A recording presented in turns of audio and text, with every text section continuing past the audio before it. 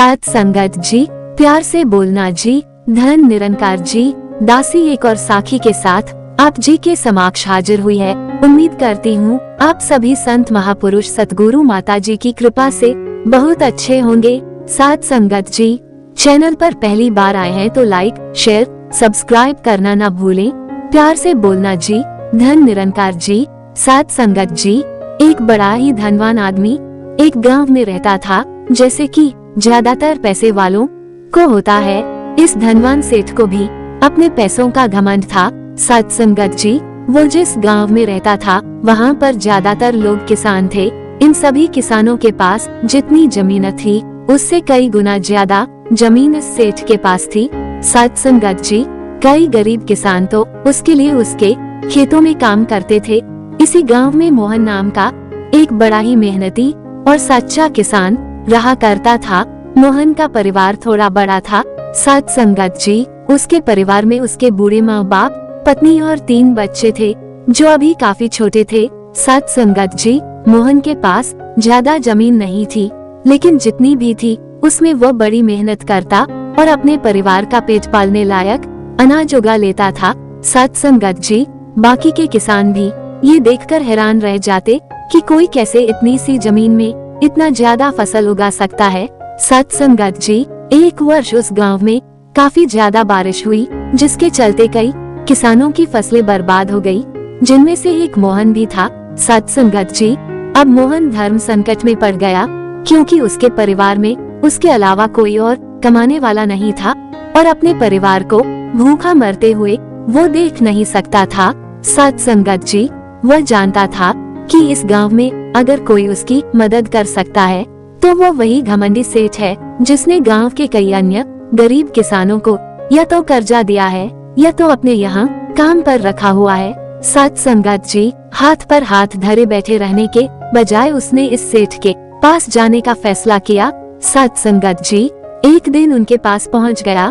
सेठ के पास पहुंचकर मोहन बोला, सेठ जी, आपकी बहुत मेहरबानी होगी अगर आप मुझे थोड़ा सा कर्जा दे दे, जिससे मैं अपने खेतों में फिर से कोई फसल उगा सकूं, या फिर आप मुझे अपने यहाँ नौकरी दे दे, जिससे मेरे परिवार को 2 वक्त का खाना मिल सके। साथ संगत जी, घमंडी सेठ को उसकी इन बातों से कोई मतलब नहीं था, लेकिन गांव के सारे लोगों की तरह वह भी यह जानता था कि मोहन कितना मेहनती है। साथ संगत जी, और वह जिस भी खेत में काम करेगा वहाँ वह 2 गुनी फसल उगा सकता है।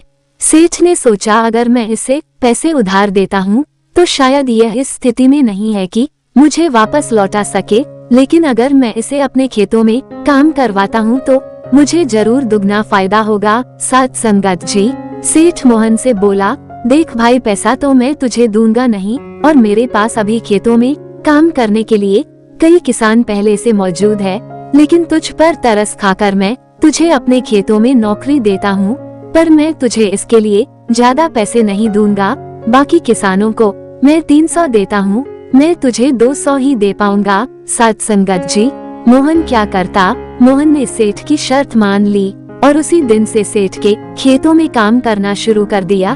2 महीनों तक नियमित वो सेठ के खेतों में जाकर कड़ी मेहनत करता और देखते ही देखते 4 महीने का काम उसने अपनी मेहनत से 2 महीनों में ही खत्म कर दिया। साथ संगत जी, सेठ उसके काम से काफी खुश था, लेकिन वह कभी उसको यह जताता नहीं था। जब सेठ ने देखा कि उसका खेतों का काम अब खत्म हो चुका है, अगर वो मोहन को काम से निकाल देता है तो उसके 2 महीनों के पैसे बच जाएंगे।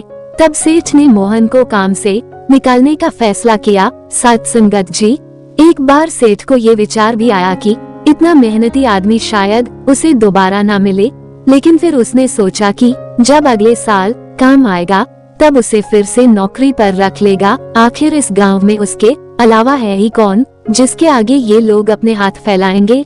साथ संगत जी, एक दिन सेठ ने मोहन को अपने पास बुलाकर उसको उस दिन का पैसा दिया और साथ में ये भी कहा कि कल से तुमको काम पर आने की जरूरत नहीं है। साथ संगत जी, अब मेरे पास तुम्हारे लिए कोई काम नहीं बचा है, जब मेरे पास काम आएगा तो मैं तुम्हें बुला लूंगा। साथ संगत जी, ये सुनकर मोहन का दिल बैठ गया। पिछले 2 महीनों से कम ही सही, उसके बच्चों और परिवार के पेट में अन्न का दाना जा तो रहा था, अब वह क्या करेगा। साध संगत जी, यही सोचकर उसके आंखों से आंसू निकल आए। मोहन ने सेठ के पैर पकड़ लिए और गिड़गिड़ाने लगा, सेठ जी, मुझे इस काम की बहुत जरूरत है, मुझे मत निकालिए। साध संगत जी, अपने मतलब से मतलब रखने वाला सेठ टस से मज ना हुआ। उसने खरी खोटी सुनाकर मोहन को वहाँ से चलता कर दिया और मन ही मन 2 महीनों की तनख्वाह बचाने से खुश होने लगा। साध संगत जी, अगले दिन जब सेठ सवेरे उठा और अपने आंगन में आया तो उसने देखा कि मोहन उसके आंगन में बैठा है।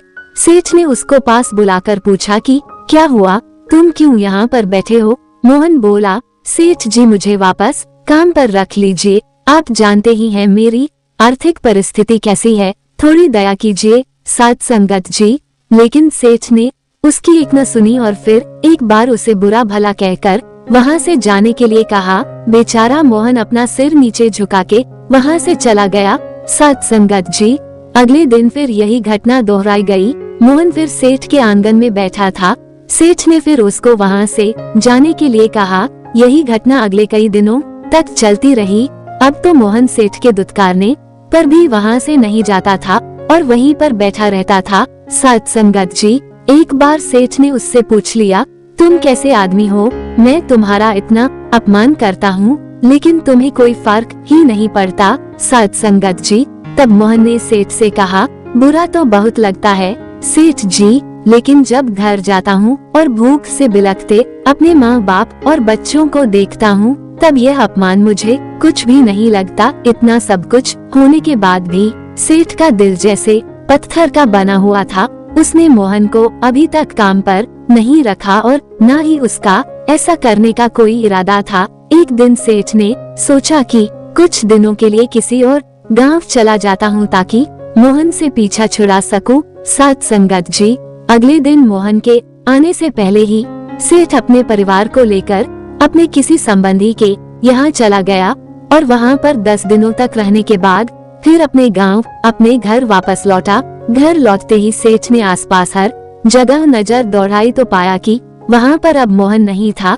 साध संगत जी, सेठ ने सोचा, मेरी तरकीब काम कर गई, लगता है मोहन से अब पीछा छूट गया है।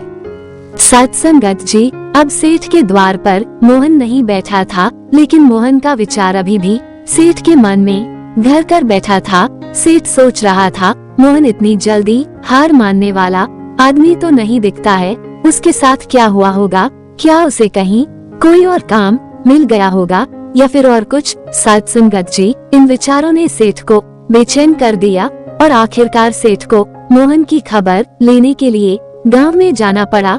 सेठ को मोहन का पता नहीं मालूम था, इसलिए अड़ोस पड़ोस के अन्य किसानों से पूछने पर पता चला कि मोहन घायल हो चुका है और अपने घर पर आराम कर रहा है। साध संगत जी, सेठ ने जब उसके घायल होने का कारण लोगों से पूछा तो सेठ को पता चला कि जब सेठ अपना घर छोड़कर किसी और गांव में गया था तब बंद घर देखकर कुछ चोर उसके यहाँ चोरी करने आए थे, जिनको रोकने की कोशिश करते हुए हाथापाई में मोहन चोटिल हो गया था। साध संगत जी, ये सब जानने के बाद सेठ का पत्थर का दिल भी अब मोम की तरह पिघल गया। सेठ को अपने किए गए बर्ताव पर पछतावा होने लगा। सेठ ने अपने आप को याद दिलाया कि कैसे उसने एक शरीफ और सच्चे आदमी को ज्यादा काम करवा कर अभी उसको पूरा पैसा नहीं दिया और जिसको गले से लगाना चाहिए था उसे ठोकर मारकर भगाता रहा। साध संगत जी, सेठ मोहन का घर का पता पूछकर उसके घर पहुंचा तो देखा कि मोहन की घर की हालत बहुत खराब है, उसका परिवार भूख से बेहाल है और वो खुद अपने हाथ पैर पर चोट के साथ एक खाट में पड़ा हुआ है। ये दृश्य देखकर सेठ की आंखों से आंसू बह निकले। सेठ ने मोहन के पास जाकर उससे सच्चे दिल से माफी मांगी, उसको उसकी मेहनत के पैसे दिए, उसका इलाज करवाया और उसको हमेशा के लिए अपने यहाँ काम पर रख लिया। साध संगत जी, कहने का भाव यही है कि माता जी हमें यही सिखलाई देते हैं कि हमें कभी भी अपने फायदे के लिए किसी के साथ गलत बर्ताव नहीं करना चाहिए। जितना हो सके संत महापुरुषों की सेवा करें। साध संगत जी, तभी हमें मोक्ष की प्राप्ति होगी। कमेंट बॉक्स में धन निरंकार जी जरूर लिखें। सत संगत जी, आप जी का जुड़ना हमारे लिए सौभाग्य की बात है। दासी को भी आशीर्वाद बख्शे कि आप जी के चरणों से जुड़ी रहे। प्यार से बोलना जी धन निरंकार जी।